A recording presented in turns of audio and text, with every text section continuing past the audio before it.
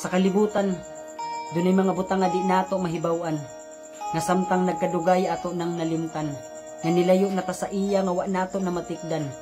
Tungod ba sa pagtintal sa dautan o walang tay saktong baruganan, o makahinumdum lang bata sa iya sa panahong naa natay kinahanglan. Ang mga nahitabo karon ay rason o ginungdan, o pagsilot lang ba kini gumikan sa atong mga kasaypanan. Wan ako'y laing hangyo kung dili mo balik na ta sa iya, kay way laing bahandi sa tawong ana akong dili ang sa Ginoong paghigugma.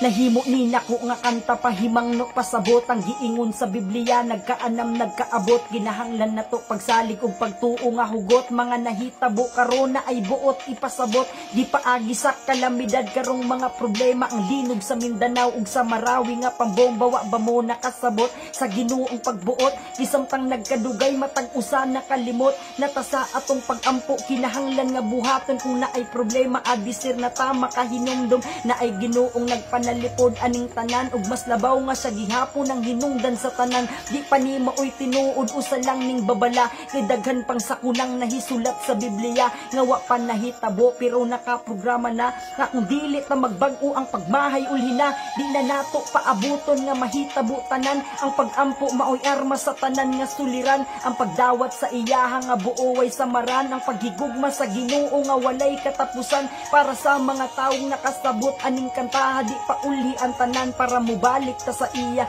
Dawata nga buo kinasing-kasing nimong gugma na Ginoong maduulan bisag unsa nga problema. Na Ginoong maduulan bisag unsa nga problema. Mubalik na ta sa iya.